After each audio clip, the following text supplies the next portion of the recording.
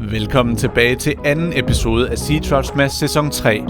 Dette er serien, hvor vi har sat nogle af landets dygtigste havodderfiskere op mod hinanden, som skal dyste langs de danske kyster i hele 3 intense dage. I sidste episode havde vi fornøjelsen af at skyde showet i gang, og selvom den kølige morgenstund betød svært fiskeri, begyndte fangsterne at tage fart hen over middag, og inden den første telefonrapport blev der taget flere store fisk. I denne episode er det tid til at få afgjort fjorddagen, i det point for dag 1 skal fastlåses i slutningen af dette afsnit. Men lad os først tage et kig på pointtavlen, som den ser ud efter første episode. I toppen finder vi Team OGP, der i nuværende stund står til at sikre dem maksimum point i begge kategorier. Stillingen kunne dog ikke være meget tættere, da vi mellem Team Shimano Gilumis og Team Savage Gear har de samme antal centimeter i top 4. OGP skal derfor ikke føle sig alt for sikret, da kun et par målsfisk til konkurrenterne hurtigt vil kunne skifte rundt på føringen. Der er nu 5 timer tilbage af fjorddagen, så lad os endelig få skudt dramaet i gang. Velkommen til Sea Trout Smash sæson 3, episode 2. Sea Trout Smash produceres og præsenteres af Just Fishing Denmark. Husk at besøge vores webshop justfishing.dk for at finde grejet brugt i videoerne. Velkommen til afsnit 2. Her er Team Sølv, og vi er i den grad klar til at give den gas nu. Nu skal der altså skraves point sammen, Jonas. Det skal der. Vi har fundet et nyt stræk, og det ser sgu lækkert ud. Ja. Så vi skal ud og have nogle kilometer i benene. Vi er jo så klar, at vi allerede er i vandet, jo ikke? Altså, vi kan slet ikke... vi skal faktisk bare komme i gang med at fiske. Lad os gøre det. Der er fisk i vandet, vi skal derud af. Så er det episode 2. Vi har været inde og fejre Andreas' fødselsdag og fået en masse kage i maven. Nu skal jeg ud og have min gave. Nu skal du ud og fange din gave. Ja. Og kæmpe havet. Vi starter, hvor vi sluttede før, fordi der var jo action til sidste minut. Så forhåbentlig kan vi finde de fisk igen. Hej og velkommen til afsnit 2. Første afsnit, der var vi lidt heldige, tror jeg. Hvor vi fik udfyldt top 4. Ja. Som faktisk som det eneste hold. Men der ligger altså et par hold med et par store fisk. Vi skal have en ordentlig... Ja, vi skal ud og finde en med noget størrelse på. Vi drømmer om at kunne faktisk rykke centimeter på samtlige 4 fisk. Om det vil lykkes, det ved jeg ikke, om det gør, men det skal det. Hej derude, og velkommen til episode 2. Vi er tilbage, hvor vi sluttede. Så ja, det er den mest hemmelige plads i hele fjorden. På hele Sjælland. Men ja, nu prøver vi at gøre vores bedste igen. Ja, man kan sige, at da vi var her i episode 1, der var vi jo heldige at lige ramme nogle fisk efter 4 timer. Ja, det var dejligt. Ja. Skal det være, at vi skal ud og dyppe fluen senere også lige? Ja, det er en god idé. Finder vi ud af. I den gode vind her. Ja, selvtillidsvind. Velkommen til afsnit 2 af Sea Trout Smash sæson 3. Vi skal fange nogle flere fisk. Ja. Vi har et lille mål lige nu, vi bare skal lige have 2 over. Så vi er med på den top 4 der. Så er der nogen, vi vil være pinden i hvert fald. Det er jo kun et hold, der har udfyldt deres top 4. Ja.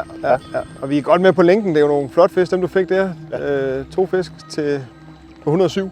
Ja, så bare 2 på 40, det kan altså rykke rigtig godt lige nu. Ja. Vores plan B, den har slået lidt fejl i og med, at der ikke var så meget vand, som der var lovet hernede jo. Og der skal gerne være noget vand på det hul her, men det er der ikke. Så... Men vi giver den lige et kvarter mere, ja. Og så rykker vi videre, og så finder vi på en anden. Den får lige et ærligt skud, og så er det bare i bilen igen. Ja. Vi skal have kyldt noget line. Lad os gøre det. Knæk og bræk. Knæk og bræk, Lars. Hej og velkommen til episode 2 af Sea Trout Smash 3. I sidste episode der gik det sådan, at vi havde 0-tur i begge kategorier, men vi havde et par undermålere. Ja. Flemming havde 4 styk. Ja, og du havde 3, ikke? Ja, 3 styk. Så mistede du også en, ja, jeg mistede 2. Der nok godt kunne have været en målsfisk. Ja. Så vi er lidt presset lige nu. Jeg har skiftet om til en bombarde, og Flemming han kører stadig den der 10 grams Myosilda. Vi prøver. Godt. Vi er jo kommet ud på anden episode, og lidt nyt vand på mig og Rebecca. Rebecca hun går bag med fluen, og vi har altså bare virkelig fladt vand. Altså vi var ikke lige på forkant med vejret, eller vinden i hvert fald. Jeg synes, følelsen af det pladsskifte, vi har taget her, det er helt rigtigt, ikke? Så det ser fuldstændig... Jeg synes ikke, man får det meget bedre end det her. Vi har vinden på. Der er en lille bitte smule skytte, ikke, en gang imellem. Ja. Lidt gang i vandet. Det ser sgu fint ud, og der er ikke rigtig noget drivende fedtemøg eller noget. Slet ikke. Burde nok kunne levere en fisk eller 2 her. Ja, må ikke. Følelsen er i hvert fald helt rigtig, det er helt sikkert. Det er bare at klø på. Egentlig rigtig gode forhold nu med farve i vandet, og der har også været lidt fisk og sådan noget, men nu er der begyndt at komme en del tang i vandet, så det begynder at blive svært at fiske effektivt. Men hvis fiskene er her, så bliver vi bare ved her. Følger! Den var med hele ind over sanden. Ja.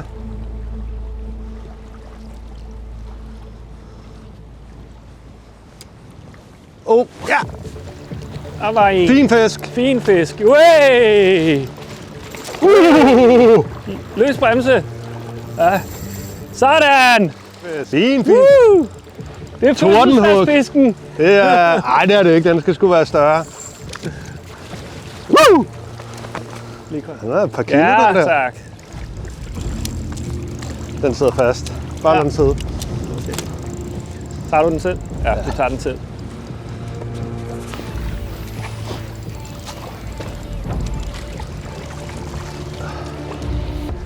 Yeah!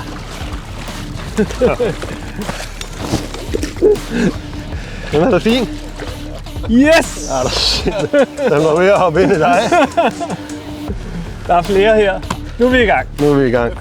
Lad os skynde os at få den i tagrenden. Håber, det er en upgrade. Jeg tror faktisk ikke, at den er længere end den, David fik i dag. Men den er meget flottere. Det er sådan her, de skal se ud. 55. Er vi enige?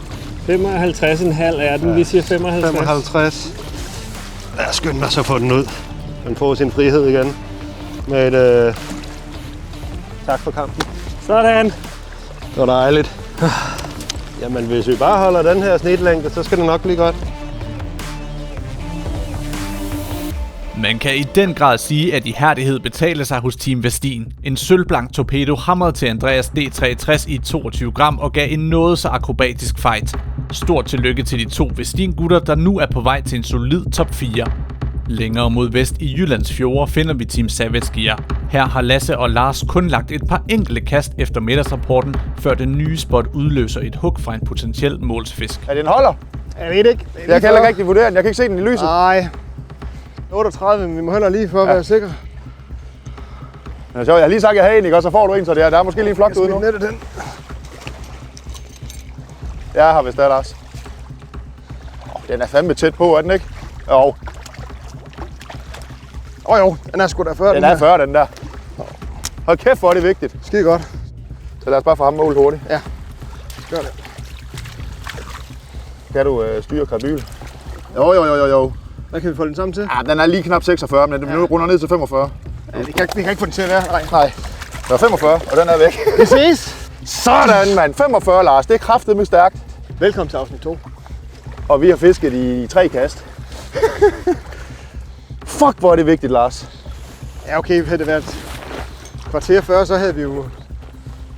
Nej, vi havde ikke trumlet ind på en førsteplads, men så en anden plads i hvert fald. Det var rart med en fisk over målet. Jeg kan godt mærke, at jeg gik der i formiddag, og tænkte, det var sgu da sands med alle de små pisfisk. Så den lunede godt, og Lasse havde lige haft, den lige meldt, der var en fisk, så vil jeg, det er den her Sandy Line Through 15 grams, ude 2 over 3 omgang, bang, der var den der. 45 cm. Ja. Så det bliver et godt afsnit. Med et frisk kig på scoreboardet er der også god grund til at være ekstra glad over den smukke fisk på 45 cm. Savage Gear hopper nemlig forbi Shimano Gilumis, og hvis de får bare én fisk mere over mål, vil de snuppe førstepladsen i begge kategorier. Det sætter ekstra pres på Andreas og Max, der er i fuld gang med at skifte spot i håbet om en udfyldt top 4. Så er det 9 plads, 9 energi. Ny hat. Nej, ny hat. Også til dig. Kun ny hat til mig. Ja. Nej, nu er vi taget ud til et andet sted på østsiden af fjorden her, hvor det er nok også rimelig nemt at se, hvor det er, nu når der er en golfbane i baggrunden. Men det kunne vi i hvert fald godt prøve med fluerne. Ja. For at komme ud og kaste langt og få noget selvtillid, som du sagde tidligere. Det er lækkert. Og se, om der er noget, fordi vandet stiger nu, og solen er kommet. Det er 16 grader varmt. Altså, det sker, jeg har været det her. Så nu prøver vi, Max. Nu prøver vi. Fluestængerne i stedet for spindestængerne. Jeps. Og så gør vi et eller andet. Det gør vi. Ud og kaste langt. Yes. Let's go. Næsten lige før, man kan kaste lige så langt her, som vi kunne med spindestangen på den anden plads, hvor vi havde vinden i hovedet. Så man kan jo håbe på, at det giver et eller andet det her. Det ser i hvert fald rigtig godt ud, men man har også altid lidt svært ved at tro på det her, synes jeg, om eftermiddagen, så man skal lige se det før det. Man skal lige se en fisk. Ligesom tidligere i dag. Det blæser godt nok meget. Men man kan altid godt lide, når Max går forrest, fordi så begynder han at lave sådan nogle sjove. Lige pludselig råber han, fisk! Fisk!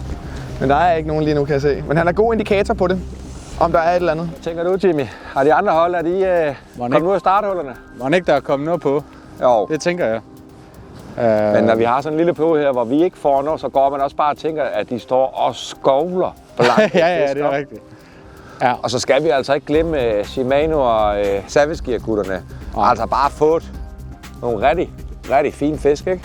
De er meget flotte. Dem er der langt imellem dem der. Det kan hurtigt stikke af det der, når de har sådan noget. Det kan det. I 60'erne, ikke? De skal helst ikke have flere i hvert fald. Nej, det kunne godt... Godt lige skrue lidt ned. De virker som nogle flinke fyre, men lige den weekend her, der behøves de ikke fange flere af dem. Altså, vi er op mod dygtige fiskere hele vejen rundt. Der er noget forskelligt grej, der har hver deres magtfaktor og sådan noget, men jeg tror på, at vi har en chance, og vi har da ikke tænkt os at give op, før det er slut. Sådan, Jimmy. Hold nu kæft på den. Ja. Jeg tror ikke, den falder. Den vil gerne ud af vandet. Ej, det var da en pivot. Ja. Ej. Okay. Spoiler alert. Godt skal jeg have en tyk næse, men den er altid blevet ret lang. Kan vi ikke vinde, kan vi skinne? Jeg kan snart ikke mere. Vi er først lige startet med Sea Trouts Match. Så kommer de der jokes allerede nu. Ja. Det var sgu da... Ja. Er den bærer? Ja, det tør jeg tør slet ikke at sige noget nu. Nej. Det er jo bare at grine om, kan jeg. Nej, for fanden. Det er en pivot. Det er også en pivot. Men det er godt nok, Jimmy. Ja. 3 af dem der. De vil altså bare have den Øland-bobler, det? Ja, det vil de godt nok. Den er jeg faktisk rigtig glad for. De vil gerne have grøn. Ja, de har reageret voldsomt på den. Har faktisk lige skiftet over til den farve nu, og den gav rimelig hurtig pote. Sådan dejligt lækker bobler. Går super fint og ligner meget natur, tror jeg. Vi hopper i bilen igen. Der var simpelthen for lidt vind ned på den plads, vi var på. Ja. Vi er ikke helt... vi er stadigvæk ved godt mod, men altså, vi er stadigvæk dalende. Ja, lidt dalende. Det var lidt træls med den plads der, men det var et sats, og det kan vi ikke gøre noget ved. Der var ingenting. Nu kører vi over et andet sted, og så håber vi, det bliver bedre der. Vi giver den gas de sidste 2,5 timer, vi har tilbage, når vi kommer derhen. Ja. Godt, Jonas. Nu har vi givet det her et skud. Det gik ikke helt efter bogen, og nu tager vi faktisk et vildt sats. For nu prøver vi en plads, som vi slet ikke har nogen friske efterretninger på, og giver det et skud. Og vi ender faktisk med at køre helt over på den anden side af fjorden nu, og giver det et skud. Og så, selvom det koster lidt tid, så bliver vi nødt til det, fordi det her det er lidt gør det samme, forvent det samme. Ja. Både David og jeg går begge to med 22 gram henholdsvis Salt Inline og D360. Og det er der nok rigtig mange fjordfiskere, der vil synes er lige overkanten stort. Havørreden er et rovdyr, og jeg vil sige, det kan nærmest ikke blive for stort. Du kan sagtens fange en undermåler på et langt større blink, end det vi går med her. Sømmet 16 gram i amberfarven. Det virker bare. Vi må se, om det også virker nu. Fisk! Ja! Good one! Sådan! Jeg er sgu i tvivl, om den holder. Nå, tager du dit?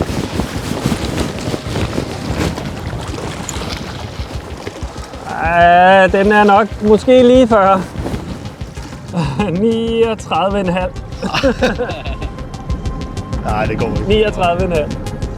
Alt imens mange af de andre teams har travlt med at skifte plads, oplever Vestingutterne lige nu hektisk fiskeri, og Andreas har rendt ind i endnu en fisk, der muligvis kan snige sig op på de 40 cm. Fin fisk! Ja!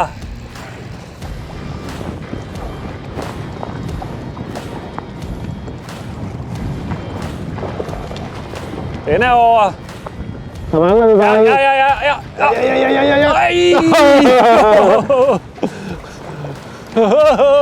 Jeg skyder, og så åbner jeg lige den her. Ja, den er overført. Den er lidt slank i det. Det er den her. 45. Er den 46? Den er 45,5. Ryger retur og får lov at spise lidt. Jamen, så kom der en mere op. Jeg er faktisk 2. David han fik en, mens jeg stod og fumlede med den i nettet. En på 45, David havde en undermåler, men det virker virkelig som om, at vi har fået skudt os ind på stimen nu. Her til fjordfiskeriet, der har jeg en Nifods V4 Second Generation stang i 7-30 gram, som er super følsom og lækker at gå med.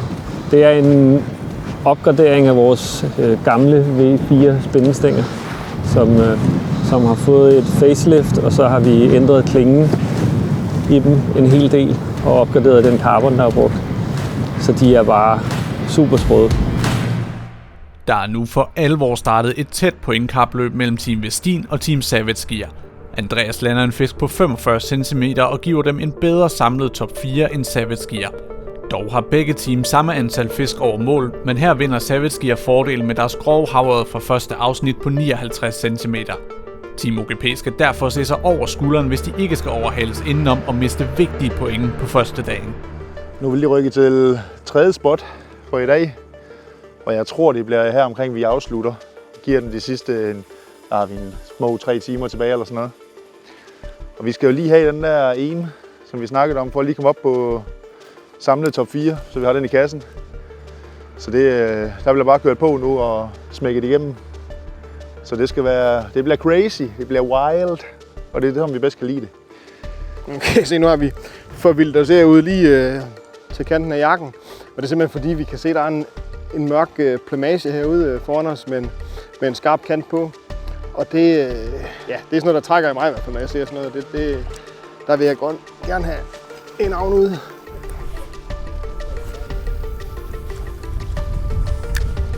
Hvorfor bliver det ikke hængende? Sådan, mand. Ordentlig linbue på. Men jeg tror faktisk, den er okay. Fedt. Jo, men det er bare en lille... Jeg skal bare se. Jeg havde jo et kæmpe linbue, så jeg har ikke rigtig haft ordentlig kontakt til det er en pivot. Jeg tror ikke, den holder, den er godt. Jeg blev lidt blind på de der størrelser, der lige nu. Nej, det gør den ikke. Den er slet ikke over, vel? Nej, på ingen måde. Nej, okay. Jeg fik i hvert fald fat i forfanget. Det var lige mig. Kæft, der havde smagt på i mit knæ. Fiskemagneten. Jeg har lidt mistet antal. Altså, jeg tror måske, det var undermåler 9 for mit vedkommende.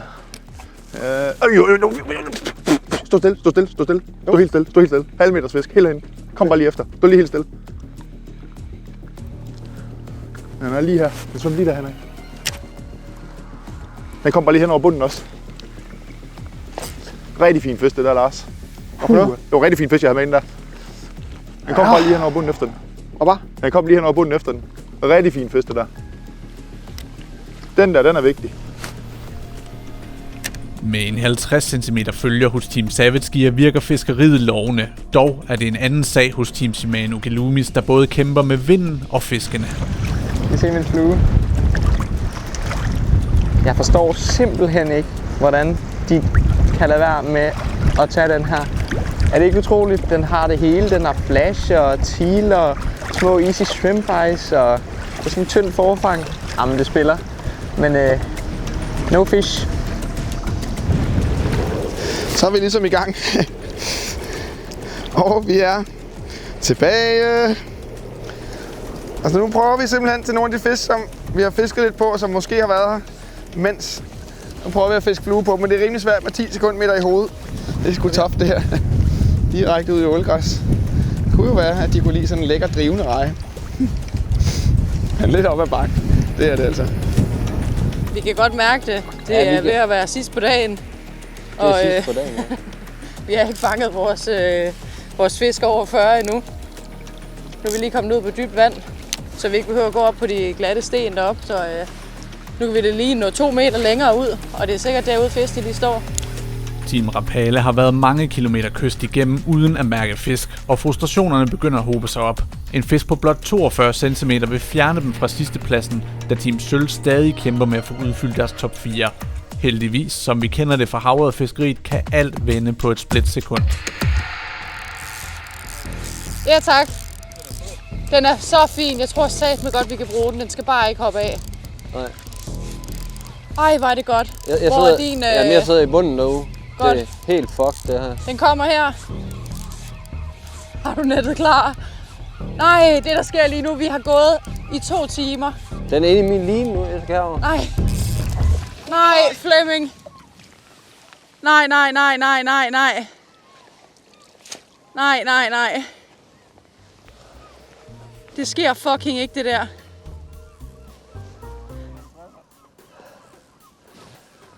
Nej. Flemming. Nej.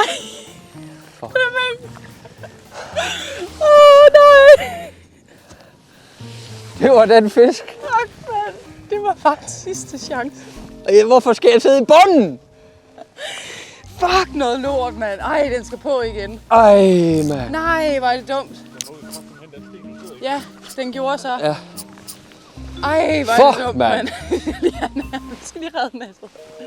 Fuck, den var fin.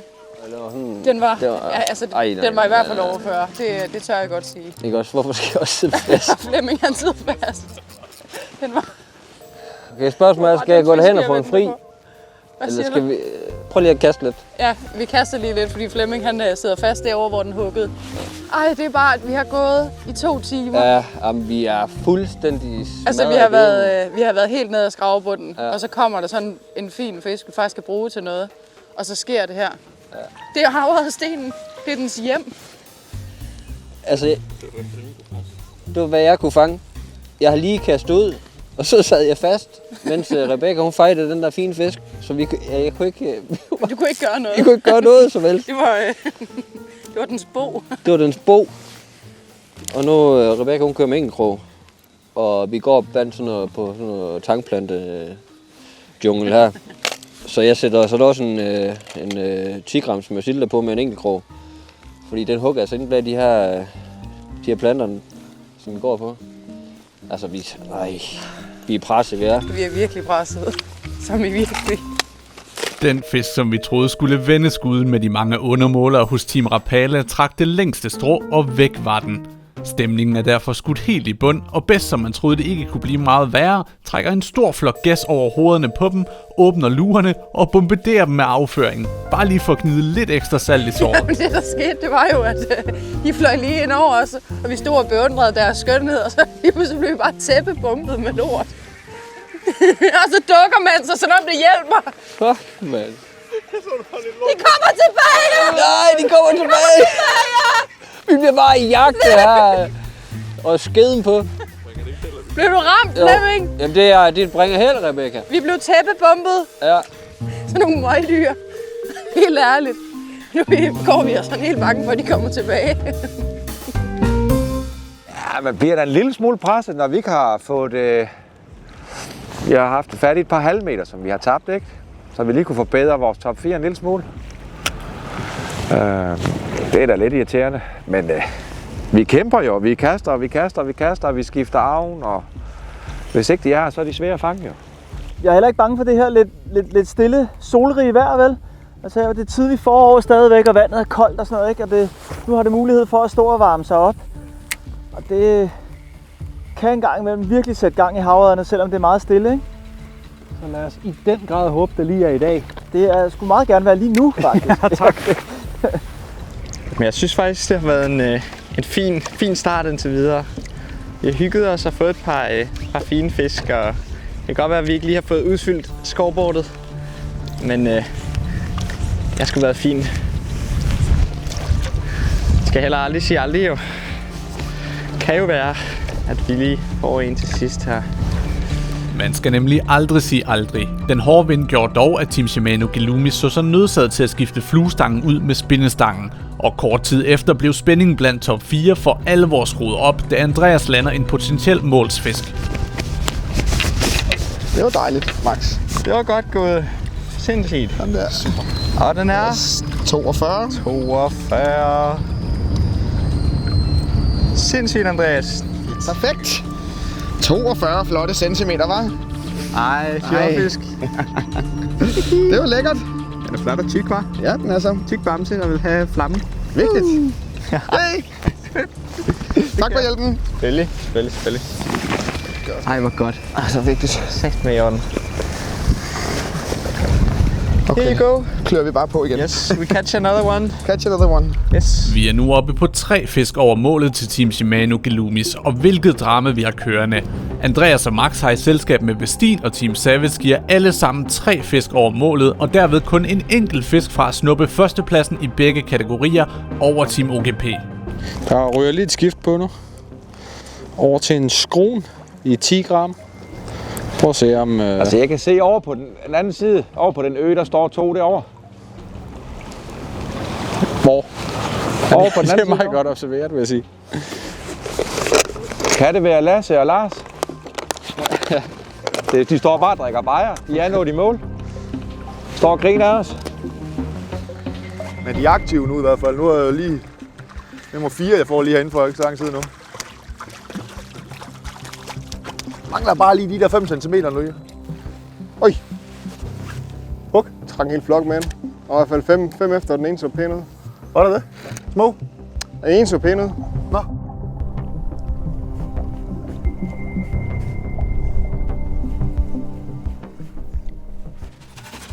Ja, det virker bedre. Den rusker sgu da som den skal. Ja.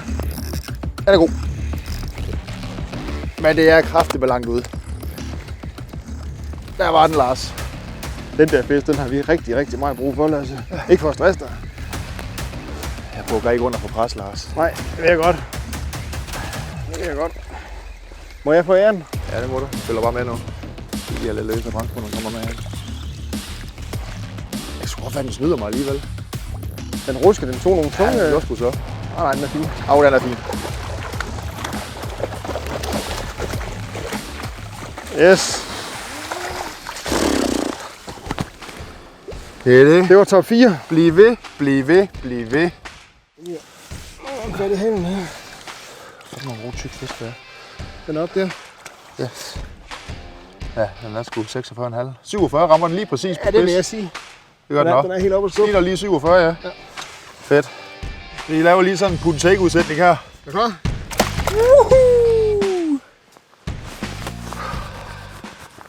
Det var nummer 4 over 40. Ja, det holdt hårdt. 199 med lidt hovedregning. Ja.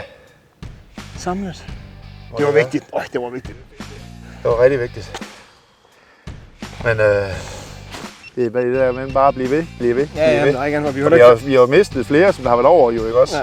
Vi er heller ikke færdige for i dag, men... Nu har vi fået snart 25 fisk, hvor vi kun har fået 4 over halvandet. Ja. Så... Det er ikke den bedste statistik. Nej. Men det er fint, du kører lige et par procenter højere på de store der. Så Ja, det er fint. Det er fint. Ja. Det er jeg glad for, Lasse. Vi har nu et ekstra team med en udfyldt top 4, hvilket sender Savage Gear til tops på pointtavlen, og det sikrer dem indtil videre maksimum point i begge kategorier. Lars og Lasses samlede længde slår i øjeblikket Team OGP, og fisken fra første afsnit sikrer dem maksimum point i antal fisk over mål. Men intet er slut endnu. Der er stadig tid tilbage af fjorddagen, og netop nu har Team Vestin fundet en stor stime fisk. Vi er kommet tilbage til området med tang, men hvor vandfarven også er perfekt, og hvor vi havde fisk tidligere. Og ja, jeg har lige haft en følger, men den ville ikke. Muligvis også fordi der var tang på blinket. Men,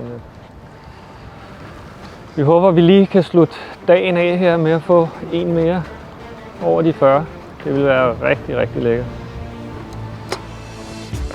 Der var en. Den er for lille. Og det kan være, at den har en ven jo. Ja. Nu er der fisk. Mine er også under. Men vi kan håbe på, at der er en, der lige kan snige sig over de 40. Og det er ud igen. Kom så, Andreas. God fisk. Nej, eller ikke god, men den kunne godt være over. Så har du lige nettet for en safety. Det kan du få. Hvis nu den er... Det er nu. Der er også en ordentlig tangklump med. Det er med Den er ikke salat. over. Hvor er den henne? Den er ikke over. det er en ordentlig tangklump. Den er nok 37. Lad os få den i røret. 37. Ved Havet Fiskeri kommer man aldrig udenom, at man en gang imellem render ind i stimer af lidt for små fisk. Men Team Vestin er ikke de eneste, der har de problemer. Team Sølv er nemlig også rendt ind i en stime. En lille fisk på pladsskiftet her, og så ser vi om der skulle være lidt flere. Sådan der. Det var meget rart lige at mærke noget. det trækker lidt tænder ud nu, synes jeg. Jonas, nu har du gået rundt med den der tagrem der nogle timer. Ja. Hvordan føles det egentlig? Jeg er faktisk blevet rigtig glad for den. Og det var faktisk endnu bedre, da du navngav den Tage. Så synes jeg, der blev ligesom sådan gode venner med den, ikke? Og så retter den ligesom sådan ryggen op, når jeg går. Så jeg ikke går og falder sammen, ikke? En super flot holdning der. Så, jo, det klæder dig sgu egentlig meget godt. Jeg sætter pris på det. Sagde den Flemming, det er så godt det der. Den er ikke 40. Er du sikker? Ja, vi tager den lige. Har du den i nettet? Ja. Ej, det er godt. Ej, den er nok ikke 40 alligevel. Det er en fisk. Den er ikke 40. Men der er fisk. Det er sådan en net igen. Hvordan føles den? Det føles så godt. Jeg håber sådan den er over 40. Ej, det har vi så meget brug for. Ej, den følger bare med ind. Så lige om lidt, så går den totalt mok. Sådan. Sådan der. Fuck. Nej, den er ikke 40. Den er ikke 40. Nej, okay, men det er en fisk. Ja, der er fisk. Jeg havde brug for at fange bare en lille en. De er bare ikke i hugget lige nu. De skal nok tage. Og vi henter så langt over. Ja. Så jeg vil egentlig bare gerne kunne kaste så langt som muligt. Sæt en 24 gram stikker på, så er der hul i siven derovre. Hvad siger du? Der var den der. Den svane, den skal ikke... Den der skulle da ret ikke med størrelse. Den virker okay. Kraftedeme med tyk. Den med. Der mangler lige et par centimeter. Hvad er den med? 38. Ja. Meget godt skudt. Go! Nu har jeg lige fået en på 38, men vi alle skulle lige måle den, fordi de er simpelthen så tykke, så de er lidt svære at vurdere, hvor lange de egentlig er. Og lige kastet efter havde jeg lige en at støtte til igen, så det virkede lidt at lige gå tilbage og så fiske den der, hvor vi kan se, hvor vi lander ud over igen, når vi har solen i ryggen. Det er langt ude, mange af dem de hugger, så vi kører bare med de her 19 gram sand lige nu, fordi det er bare det, der virker. Rigtig hårde bremser, så vi kan krobe ud på distancen. Det er svært at kroge en fisk, når de hugger 70-80 meter den anden vej, så det er hårde bremser og så bare distance på.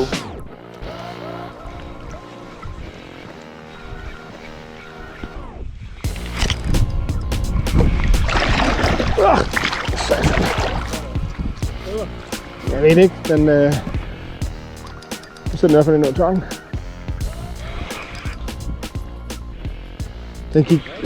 Den gik lige i det største tangtusk stadig. Den er stadigvæk på.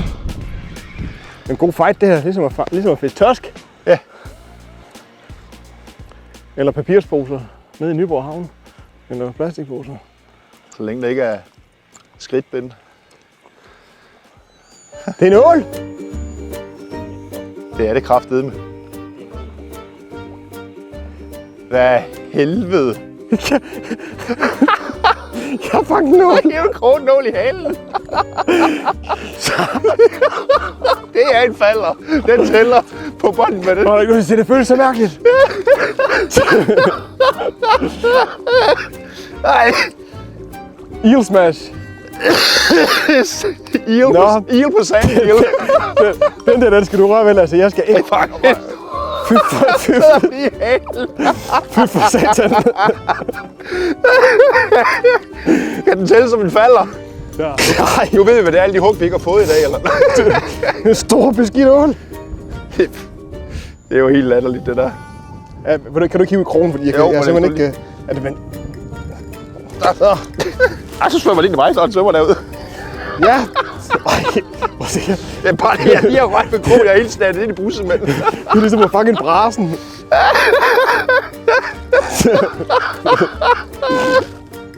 Ja, multitalent der. Og det føles satme også mærkeligt. Men jeg tror helt seriøst, i starten, jeg tror, der var noget på. Det er skidt. Men jeg kan jo købe op i overfladen. Hvordan fanden i helvede skulle jeg kunne komme ned og få den i røven der? Okay, jeg dør. Det er sort, det der. Men det var lang. Og nu lugter det hele, det lugter bare ål. De lugter altså anderledes noget. Ja. Så skide godt. Desværre er det ikke ildsmas, så et ellers så flot eksemplar af et slimet ål tæller ikke i konkurrencen. På trods af hænder, stænger og hjul smurt ind i åleslim, har humøret aldrig været højere hos Team Savage Gear, der oven på denne oplevelse er fyldt op med ny energi til en sidste slurspurt inden aftenrapporten. Ålen er tydeligvis på finnerne, men det samme gælder havrederne. Yes. Jo, den er sgu 40, den der. Det tror jeg fandme, den er.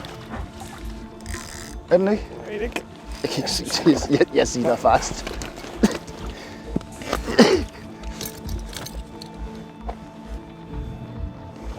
Ja! Den er 41! Ja! Yeah!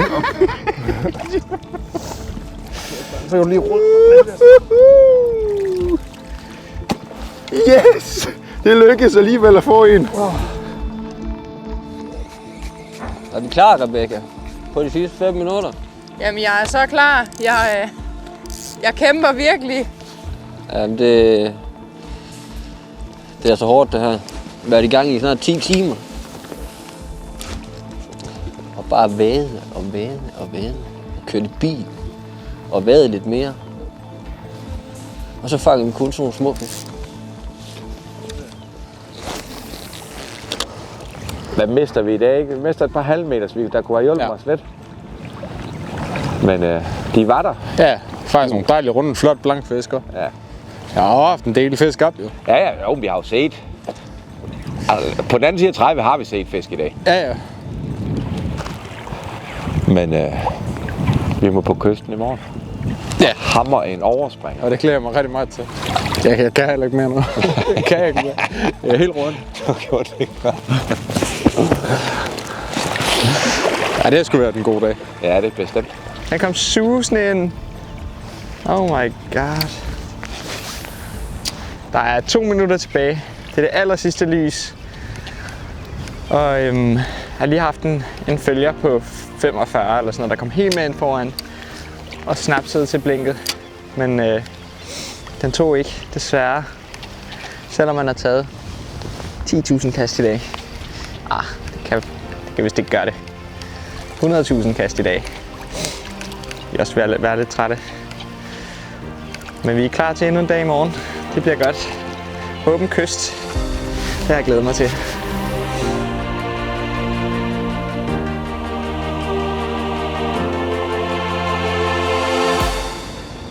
Ja. Ja. Den er godkendt.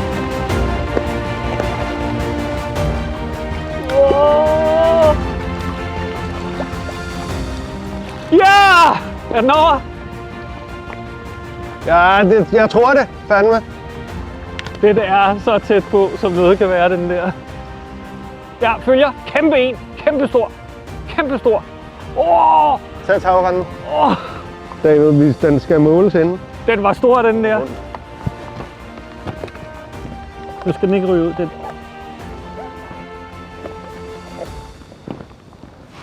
Nej, den ikke. Jeg fisker. Nej.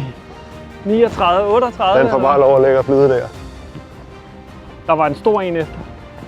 Det er sidste minut, og vi har fisk, der følger. Og vi fanger igen. fisk. Følger. Tag den nu, David. Og vi mangler lige at få en over 40. Så har vi fuldt hus, men det holder hårdt. Vi mangler lige 1 centimeter på fiskene, men der er større fiske. Vi har haft dem som følger.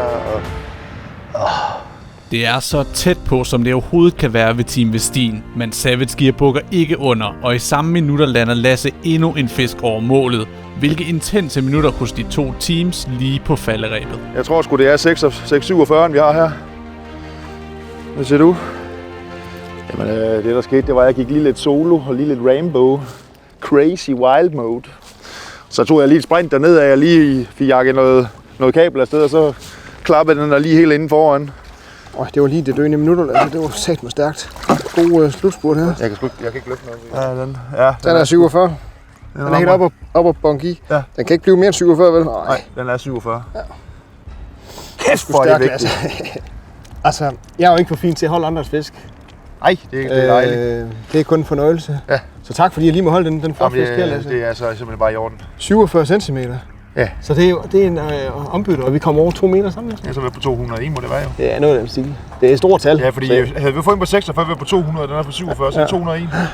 Nydelig fisk. Den har lidt ned ved hanen. Og det sover stadigvæk. Må jeg slippe den fri også? Ja, det må du. Ses vi. Det er fisk lortet godt. Kæft, hvor er det godt. Så er vi 6 over nu.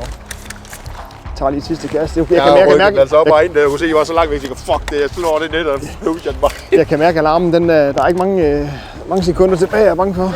Jeg er træt i benen. Ja, også mig. Vi har skåret 10 timer og kæmpet os igennem. Ja.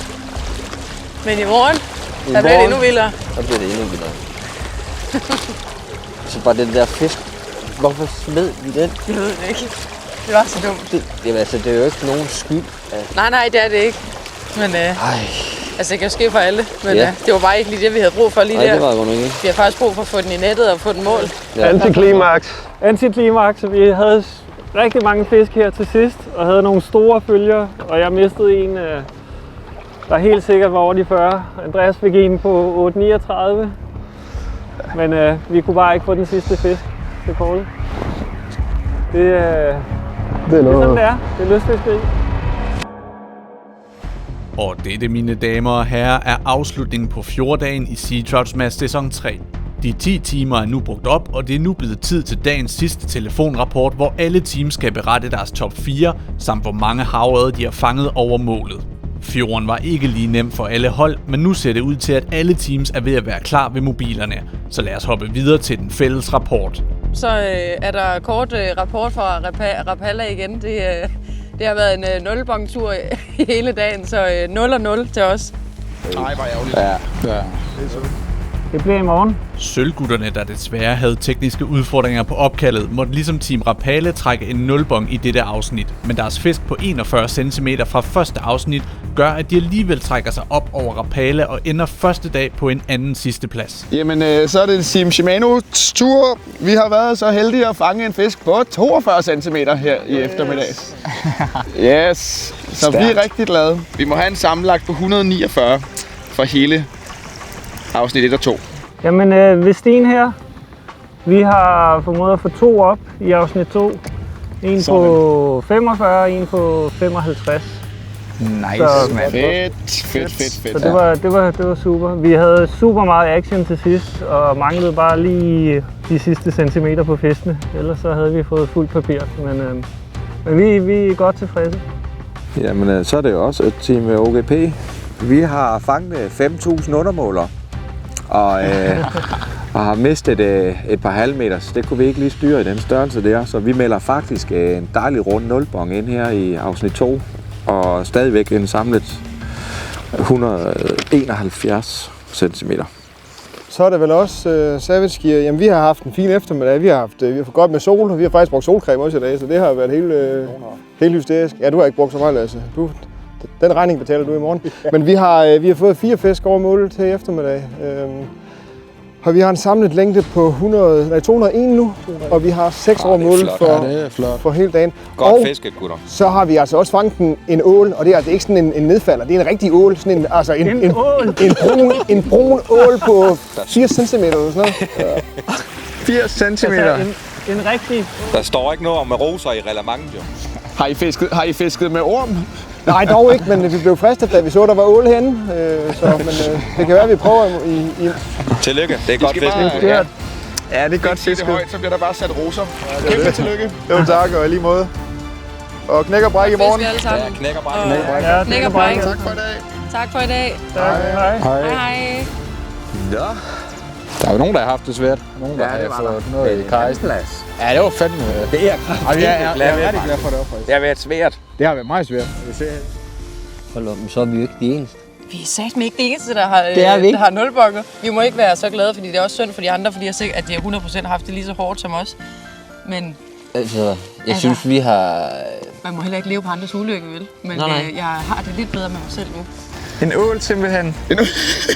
80 gange en falder, men en ægte ål. Ja, det er vildt. Det glæder jeg mig virkelig meget til at se. Ja, det gør jeg også. Ja, det er fedt. Der er blevet fanget nogle fisk. Det er fandme... Hold kæft, de er altså skarpe. De er savage gear, drenge. Ja, det er helt vildt. De er gode til det. Savage Gear-drengene, de er stærke som altid, og har fået på...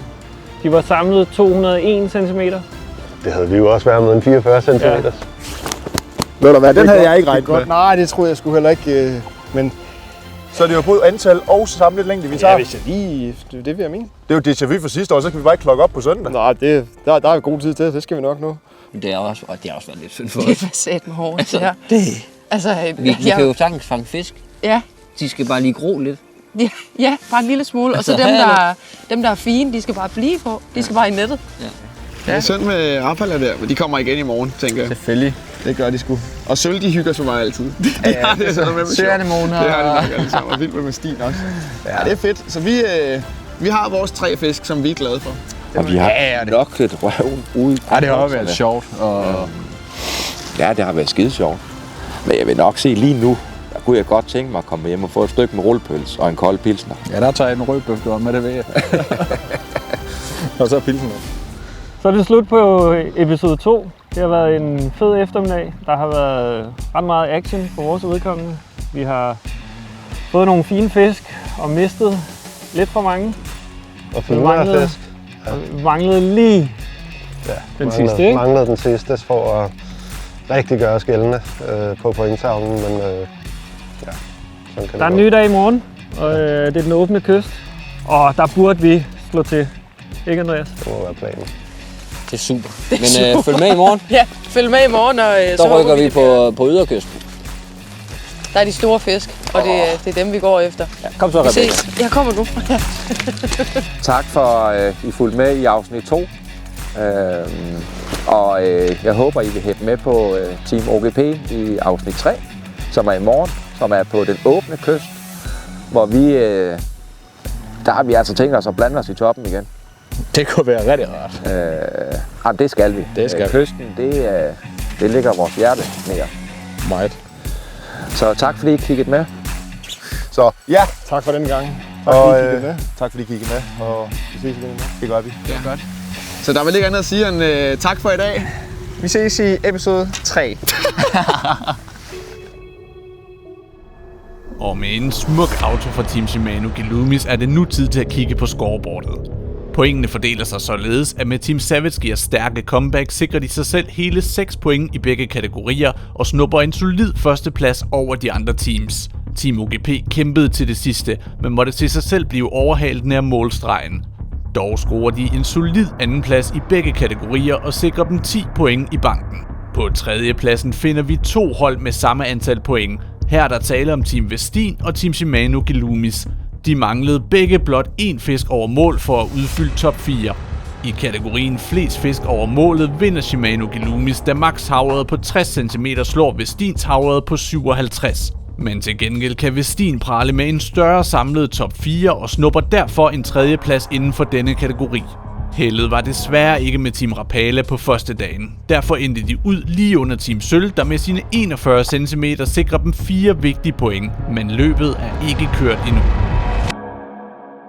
I næste uge er omgivelserne skiftet ud, og fiskeriet fungerer udelukkende langs den åbne kyst, hvor alle teams igen selv må bestemme, hvor i landet de vil fiske, og denne gang også hvad tidspunkt på dagen de vil starte fiskeriet. Sidste år leverede episode 3 et sandt drama, som hun ikke den åbne kyst igen lever op til forventningerne. Der venter i hvert fald store overraskelser, der for altid vil blive husket blandt vores deltagende teams.